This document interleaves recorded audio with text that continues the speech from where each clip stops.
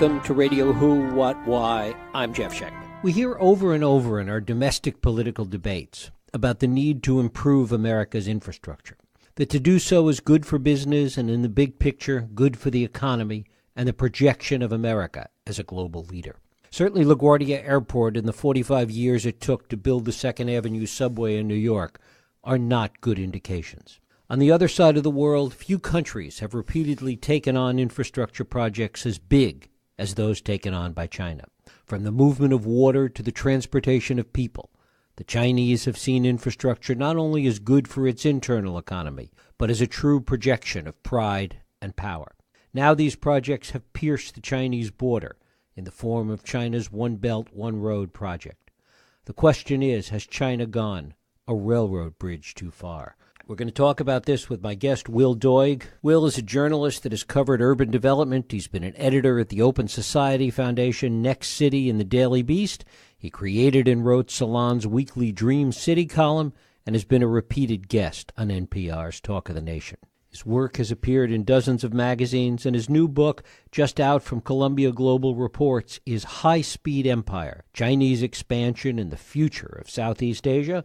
Will Doig, thanks so much for joining us on Radio Who, What, Why. Thanks for having me. It's great to have you here at the heart of what you talk about in terms of this Chinese expansion of infrastructure is this One Belt, One Road project.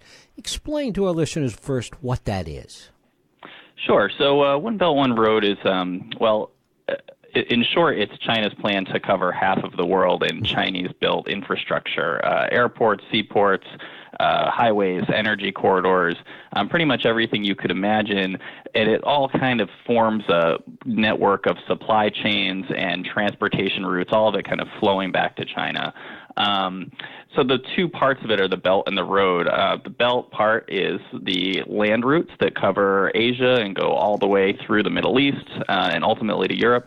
And the road is actually the maritime portion of it, which was a series of shipping lanes that go, through the Pacific, the Atlantic, the Indian Ocean, and hook up with seaports all over the world.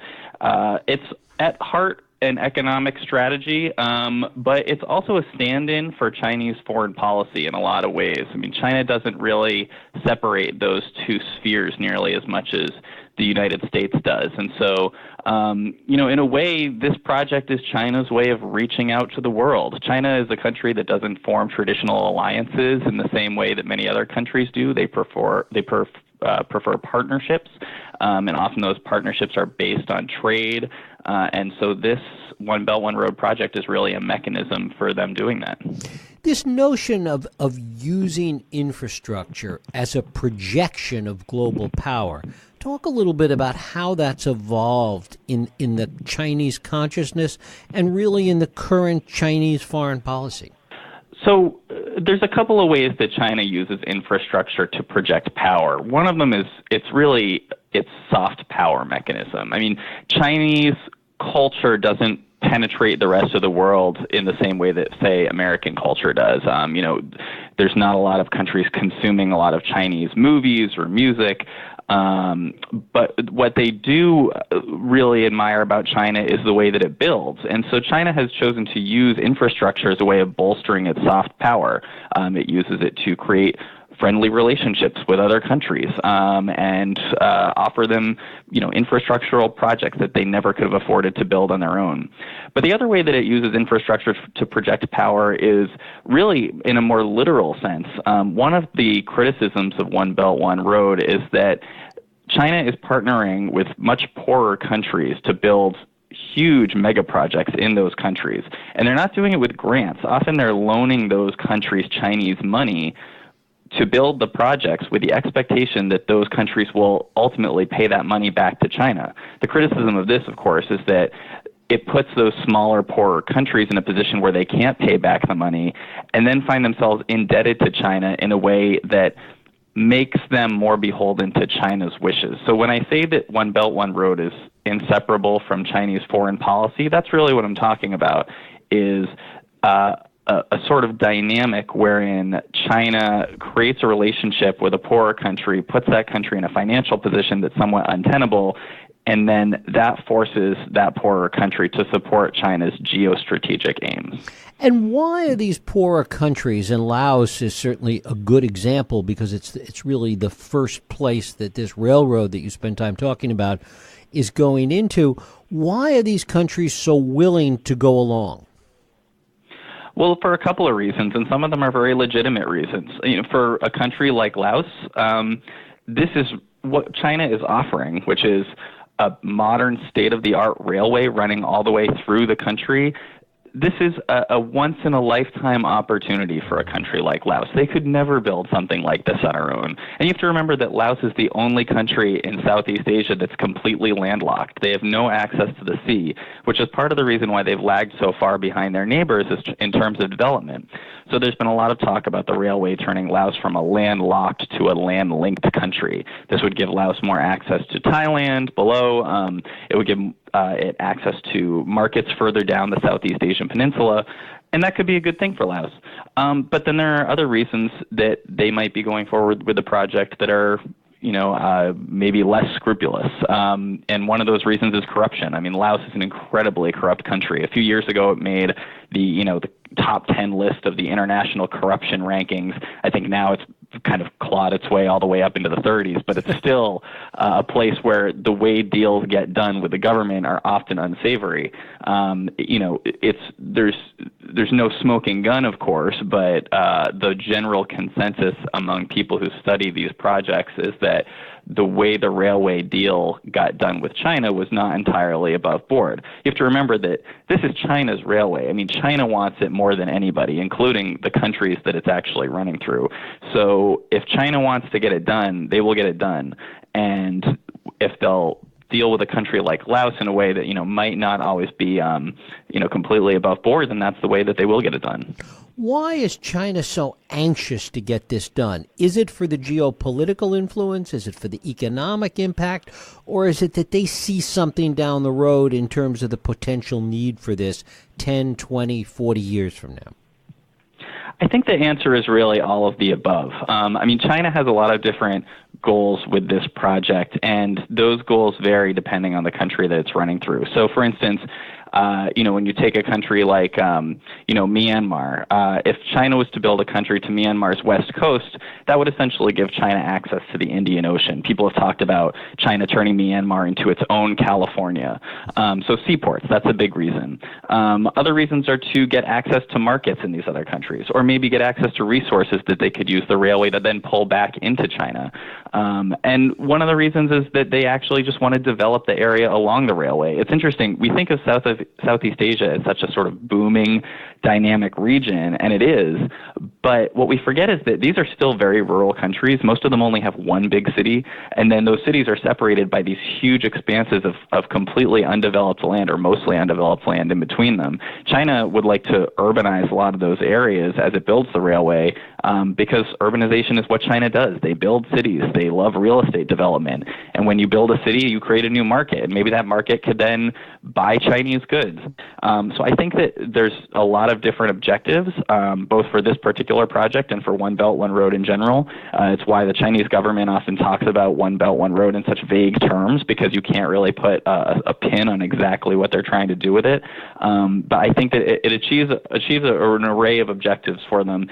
And maybe the most basic is that I think projects like this have become sort of calling cards for China's unstoppability. I mean, if China does, this is like a too big to fail project for China. They want to make sure that this comes off because they know the world is watching, and they have presented themselves as the new global developer for the 21st century, and this is an early test case for that. Given how much overbuilding and overdevelopment has taken place in China recently, how do they look at this in that context? It's a good point. I mean, China really has sort of overbuilt at home. It's part of what has propelled their economy so successfully over the last many years. But what it's done to them is it's given them more airports, more condominiums, more factories, more of a lot of things than they actually need there. And so they're a little bit overbuilt at home. And one of the reasons that's been stated for the One Belt, One Road initiative is to basically give China other countries in which to pour its concrete. I mean, these projects are usually built by Chinese companies using Chinese labor and Chinese technology. So when you think about the scope of these projects, how big they are, how many countries they're occurring in, how many people are needed to build them, all the technology involved, it adds up to just a huge economic stimulus. And with that economic stimulus flowing directly back into Chinese companies, that is sort of what China is counting on to keep its economy humming along. Now, this has been one of the big criticisms of the project too, because a lot of people feel that, China should be using local labor or local technology or local companies. China would come back to that and say, that's a nice idea, but in a country like Laos, where are we going to find that labor? I mean, for instance, Laos is a country where, a large portion of the population works as subsistence farmers. It basically means they wake up, they grow their own food, they eat it, and they go to bed. These aren't people who are used to working on, timetables and schedules and punching cards and showing up to work at 9 a.m. Another reason is that, this is a very highly technical project. You might need 500 electricians to build this railway. There aren't 500 electricians in Laos. So China would say those are the reasons, although I think at base the major reason that they like to do it themselves is to funnel as much of the profits back to Chinese companies as possible. How much of it is also, as part of their foreign policy, a projection of, or wanting to project the success of their form of kind of authoritarian capitalism? That's an interesting question. I mean, people often are surprised that China has not trended more democratic as its markets have opened up. That's sort of the concept that we have here in the West, which is, as you liberalize economically, you will democratize politically. And China hasn't really done that. I mean, clearly it's going in sort of the other direction over the last few years. But I'm not sure why we always assume that's the way it will happen, because in a lot of ways, the authoritarian political system and the liberal economic system have worked really well in tandem for China. I mean, if you can really sync up those two systems and get them running parallel, then you have an economy that can grow in a way that, for instance, the United States economy could never grow, because we have a political system that often works against the economy for, various reasons, for political interests. So I think that China has found that this has worked for them so far, and they're going to keep going with it. And the Chinese people seem to be tolerating it, I think, because the economy is growing so quickly. And it is a very proud nationalistic culture that sees this as working for them and would like to support it.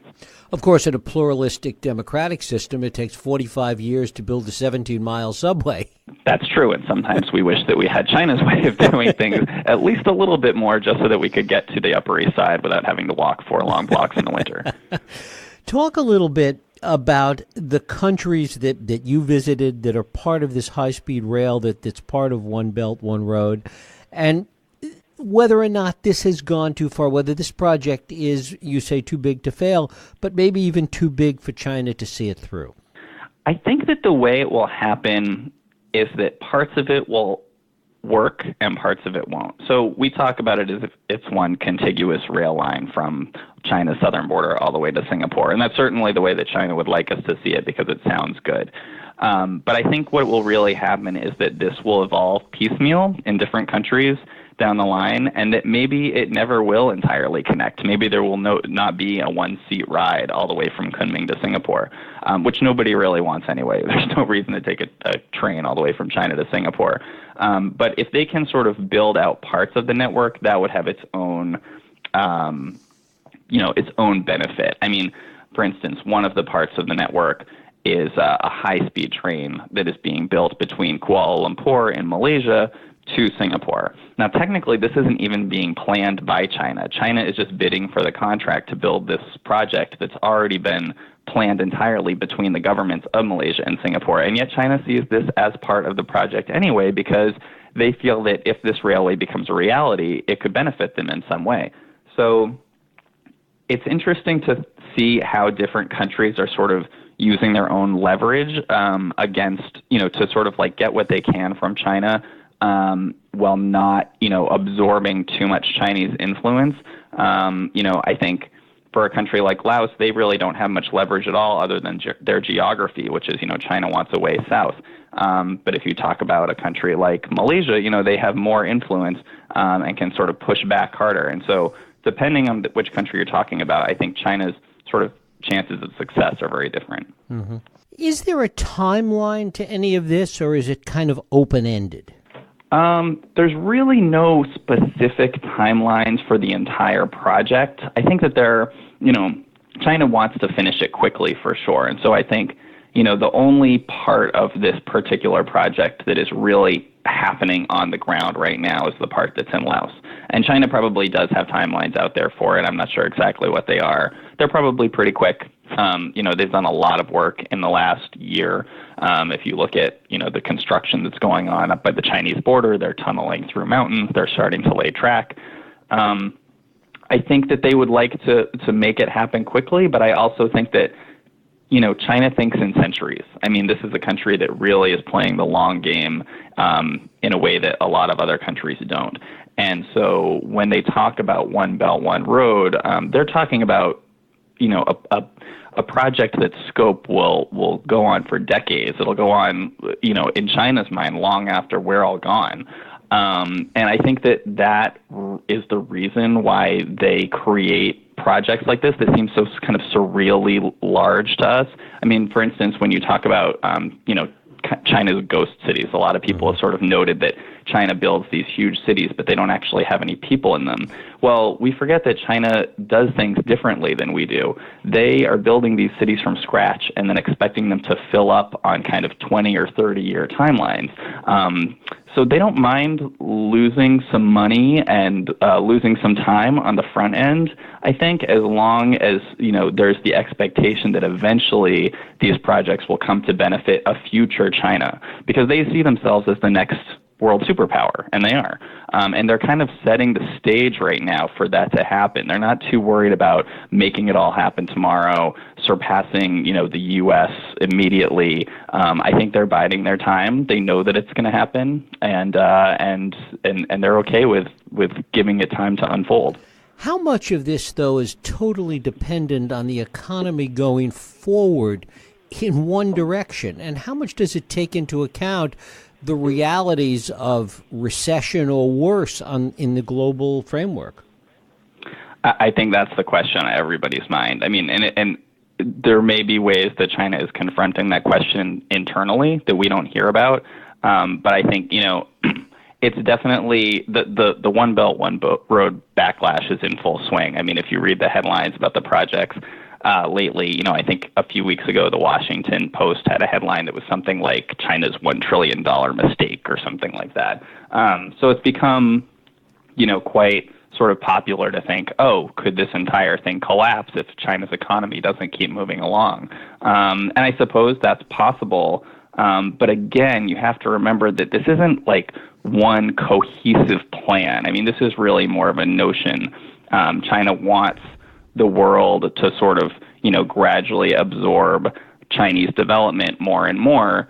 But there's no blueprint that has, a bunch of rail lines and highways leading out from China and timetables saying, well, this one will be built this year and this one will be done by this year. It's more of just China's feeling about how it exists in the 21st century and how it will project itself. As far as their economy going up or down, I think they're not too worried about that. The projects can always sort of be put on pause. Many of them have been put on pause for various reasons. They can be started up again later. As long as there's no real timetables or benchmarks, then it gives them a lot of room to sort of say, no, things are still on track.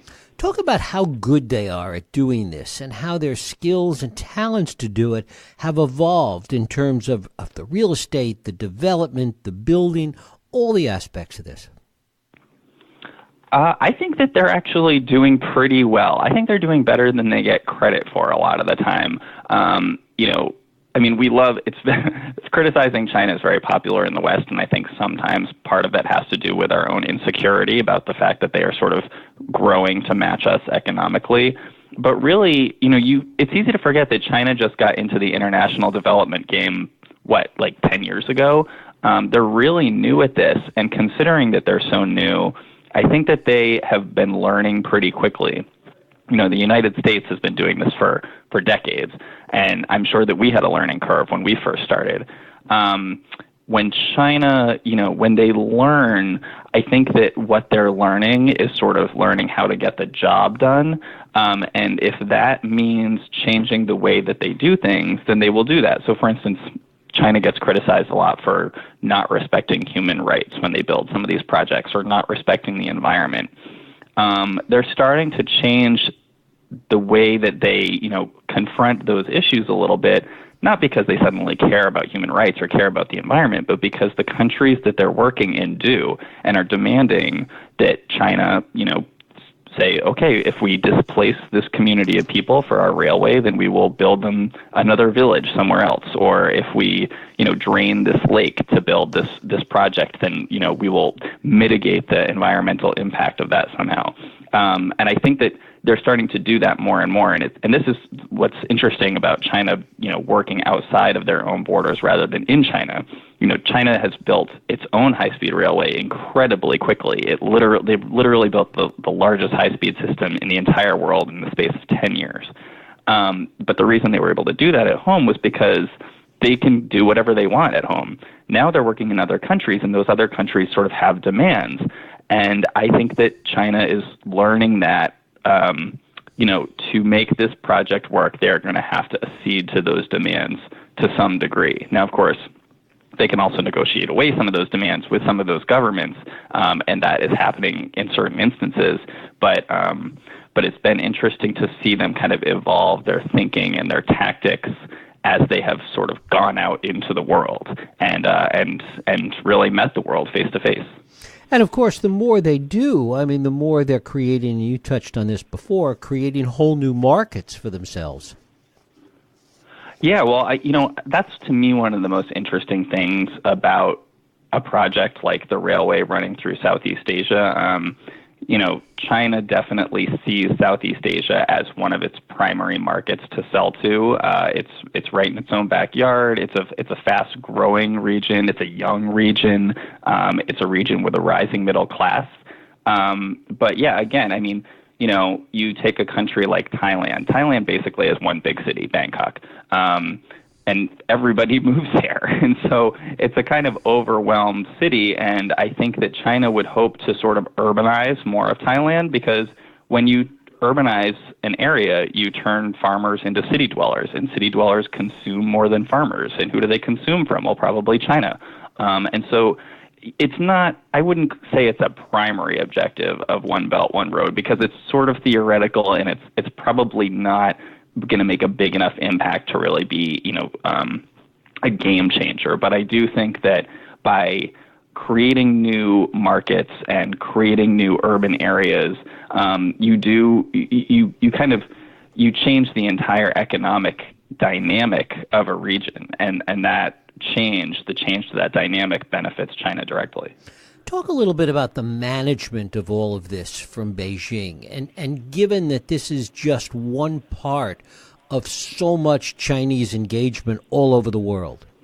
Well, it's funny that you say the management from Beijing, because I don't think that One Belt, One Road is as centralized as a lot of people see it to be. So definitely the kind of overall directive comes from Beijing, right? Like Beijing has put this, idea in place, and they said, this is how we're going to build. This is how we're going to sort of develop the world. But a lot of the One Belt, One Road projects are sort of managed on a more regional level. In China, provinces have a lot of autonomy, and local leaders in those provinces have a lot of autonomy. And China almost kind of manages those local leaders in a way that you might imagine at like a corporation, where they can sort of compete and rise up through the ranks of the Communist Party. So if a provincial leader in Yunnan province is in charge of a particular One Belt, One Road project, he wants to execute it really well so that he'll get noticed and maybe he'll be promoted, quote unquote. So, it's not as central as everybody thinks, and I think that's part of the decentralization, is part of why some of these One Belt, One Road projects are so surreal, because when you have decentralization, sometimes the coordination isn't there, and so you'll have, like, for instance, two parallel railroad tracks running right beside each other going to the same place, and it's because maybe two different leaders were both trying to build the same project in some way. And that's all kind of, China understands that, and those kind of odd accidents are baked into the budget. But yeah, I think it really, China is a huge country, and that decentralization, I think, is almost necessary, because with a project of this size, it would be really hard for the entire thing to be managed from Beijing. And I think that the Beijing knows that, and they're okay with giving up some control to more local authorities. It's also part of just what seems like the unending political expansion of China in terms of its efforts in Africa, its efforts in South America, all over the world, essentially. Yeah, I mean, a lot of these projects, they're kind of emanating from China physically, like this railroad in Southeast Asia certainly connects directly to China, but a lot of One Belt, One Road projects are nowhere near China and don't actually have like a direct physical link to China at the moment. So, yeah, as you mentioned, I mean, China's been doing a lot of development in Africa. Africa is a continent where China has a long-standing roots, actually. Chairman Mao built a railway for Tanzania back in the mid-20th century, and he built it back when China was a third-world country, just like Tanzania. And he sort of did it as a diplomatic effort. He even framed it when he presided over the groundbreaking of the railway, and he said something like, you're a poor country and so are we, but we are willing to forgo railway building for ourselves so that we can build this railway for you instead. And, that was a time when China really had very few friends in the world, and that was, even back then, its way of reaching out to other countries. So, to some degree, it's okay with China if not all these projects physically link up with China, because, again, it's not really about, actual transportation a lot of the time. If China is building a railway in Kenya, that could be a diplomatic effort, or it could be a way of trapping Kenya in some sort of debt where it has to, support China on a political goal. I'm not saying that the Kenya Railway is either one of those specifically, but I think that, it's a mistake to think of all these projects as having to actually funnel, people or goods or energy back to China. That's not necessarily the case. Sometimes they really are kind of free-floating projects that China is scattering out into the world with different long-term goals. And finally, how prepared is China to handle pushback from some of these countries, even with respect to this Southeast Asia project? I think that they're handling it. Some of these countries, even though they are much smaller and less powerful than China, have been very good at pushing back. So, if you take Thailand, Thailand's basically been giving China the runaround on this railway ever since it was first conceived. Thailand at the moment is run by this military government that's been in power since 2014. And honestly, Thailand doesn't really need this railway. The project doesn't make a whole lot of sense for Thailand when you think about it. But at the same time, the Thai government doesn't just want to say to China, take a hike. So instead, what they're doing is kind of stalling for time and, signing agreements and memoranda of understanding and saying, oh, yeah, we're going to do this project. And then they have a ceremonial groundbreaking and then nothing happens. And so that's one way of pushing back. And, I think it's pretty rare where you see a smaller, less powerful country than China really explicitly push back and say, no, like, get out of our backyard. There's a lot more kind of tactful, diplomatic kind of maneuvering. And again, you have to, I think that it's easy to assume that China is forcing these projects on a lot of these countries, but that's often not the case. Many of these countries are very excited for all this Chinese investment. They've never had a country that's this interested in investing in them before. They want to take advantage of it, while at the same time sort of mitigating Chinese influence, but they still want that Chinese cash or that Chinese technical expertise. So, when you think about all these countries trying to strike that balance, yes, on one hand, they fear China and they fear this kind of heavy hand reaching into their country and a bunch of people coming in and kicking up a lot of dust. But at the same time, they're really looking forward to having, say, a high-speed rail system, which they wouldn't have built on their own. So I think the relationships are a lot more complex and overall a decent job of navigating them with many, many exceptions. Will Doig, his book is High Speed Empire, Chinese Expansion and the Future of Southeast Asia, just out from Columbia Global Reports. Will, I thank you so much for spending time with us here on Radio Who, What, Why. Thank you for having me. Thank you. And thank you for listening and for joining us here on Radio Who, What, Why. I hope you join us next week for another Radio Who, What, Why podcast. I'm Jeff Schechtman. If you like this podcast, please feel free to share and help others find it by rating and reviewing it on iTunes. You can also support this podcast and all the work we do by going to whowhatwhy.org/donate.